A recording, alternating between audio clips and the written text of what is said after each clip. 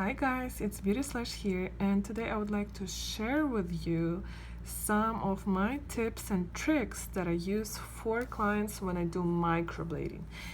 And in today's video I will particularly show you very nice strokes pattern that heals nicely without patches, and also some of the tricks I use for the clients so that they won't come for, they will not need the touch up for microblading. Now let's discuss this empty eyebrow that I'm going to fill with hair strokes. You can see the smooth shape, and what I do is I usually divide this eyebrow into two parts first. Now this is the upper part of eyebrow, this is the tail. So I connect kind of the tail and the upper part following this line, which looks somewhere like this. So in this section the hair strokes will go touching this line. Now there's another invisible line that I do is somewhere a little bit like, let me show you first and then I explain how. The other invisible line will be somewhere here to create kind of the angle of let's say 25 degrees, right? So it's not too much and it's not 45 and it's not somewhere here, it's somewhere. You can actually play around, you can from here to there or from here to here, it's all okay, just having this two invisible lines. Now how do I fill in the first session? It's kind of interesting. I do let me show you. I do like this, 1 2 3. You see it will touch this line, then the second one goes all the way up. Now again 1 2 3, and again touches this, again 1 2 3, and again touches here. Now for this part, since we already moved away from the head, probably the client have her own eyebrows here. If she doesn't have any eyebrows, you can still continue with this pattern all the way to here, or maybe even if she doesn't have any eyebrow, you still just do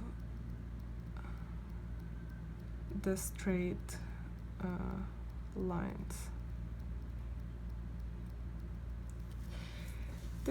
Why the straight lines rather than this? Because first of all, you are able to inject the ink on your second path. Second path means once you did the strokes and then you did another side of eyebrow and then you came back and you do on the same hair strokes that you did, you do one more time injecting the ink inside, which will give you very nicely healed result.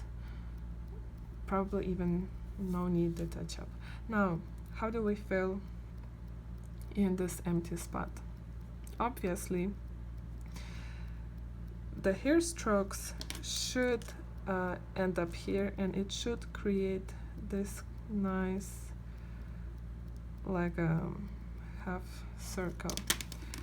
So they will continue from here but leading to this point. So 1 2 3 4 5. You see all the hair strokes are kind of representing the previous stroke, but they align and they come up all in this one spot. Because even if you look at the client's eyebrow hairs, they kind of goes into this spot and then all the other fall down. But you also have to make sure, and you have to look at the client's hairs, because not all the hairs will fall into this pattern. Sometimes the client's hair grows all up, could be all down starting from here, so it's very different, but usually typical client eyebrow would look like this. Now how do we fill this part? You see the tail is here, so when I start from this point, I will visually point to this side, then I will do the parallel to this one, and then I will do again the parallel, and again the parallel. Now again, pointing to the tail of eyebrow, draw the parallel, and again parallel. It's like a falling rain with all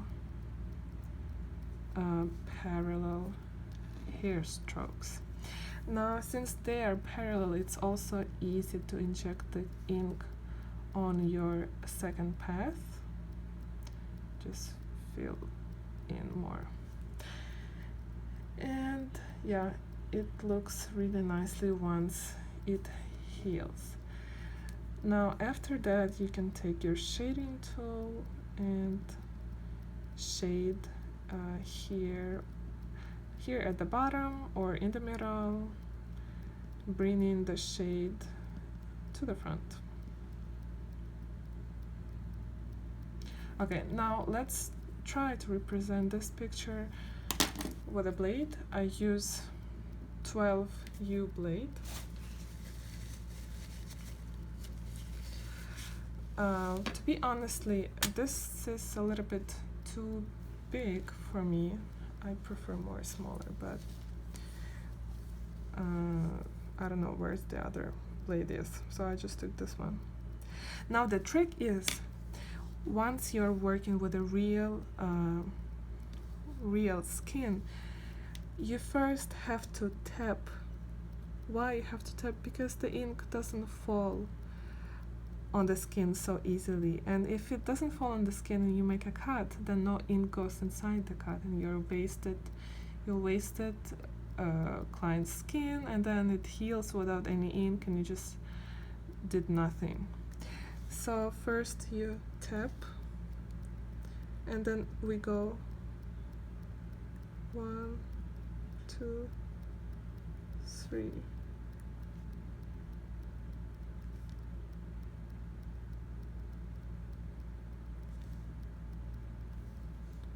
And then again 1, 2, 3, and the complete one, and then again 1, 2, 3. Now my invisible line is here. The second invisible line is here.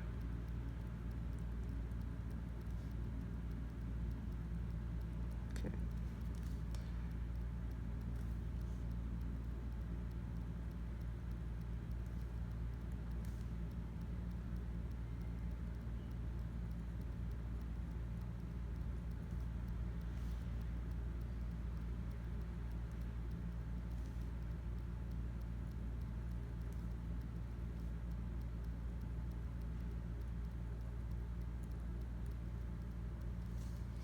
Now, how do I fill in this part? I continue and make all the strokes end up in this point.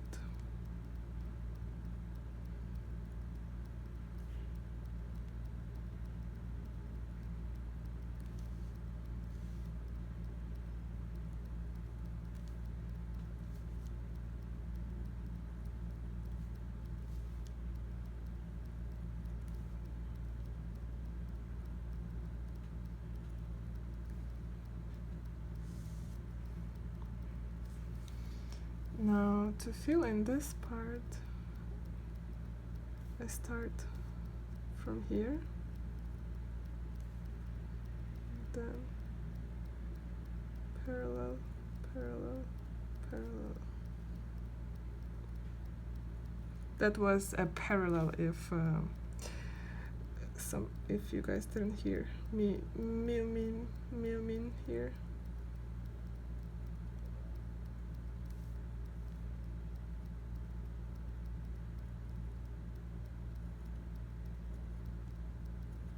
You see this, the ink didn't fall on the fake skin, and it was empty cut.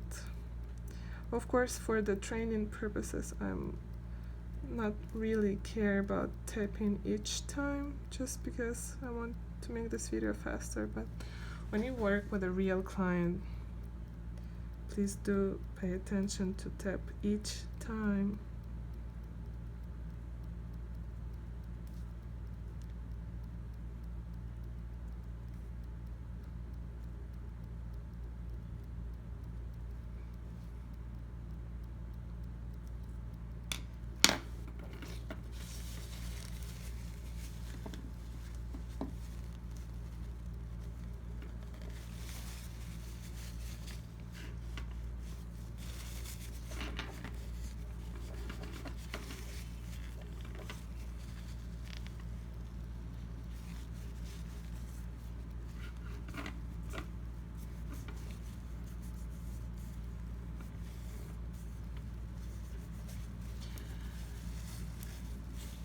Now, the second pass, let me tell you about the second pass.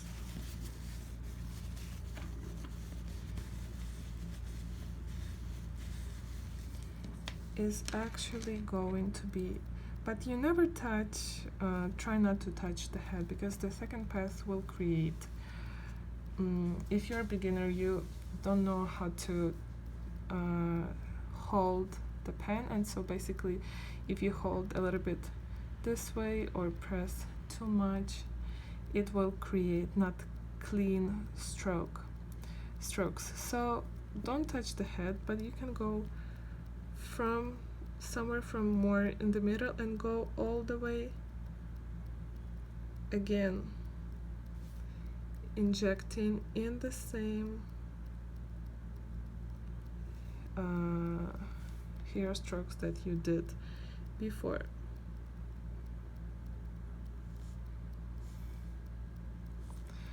Also, you can fill in some of the gaps that you think are needed to be filled in.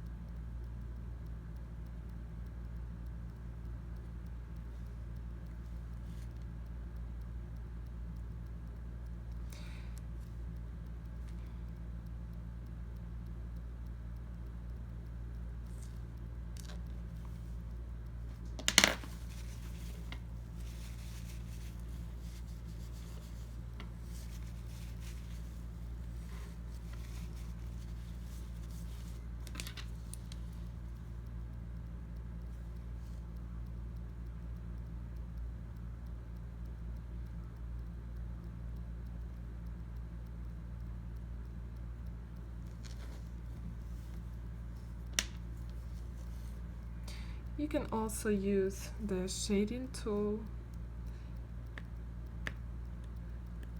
even this one, the one you use, and just tap it. Now remember, your tap should follow the hair strokes line. So if the line follows this, you tap in this direction.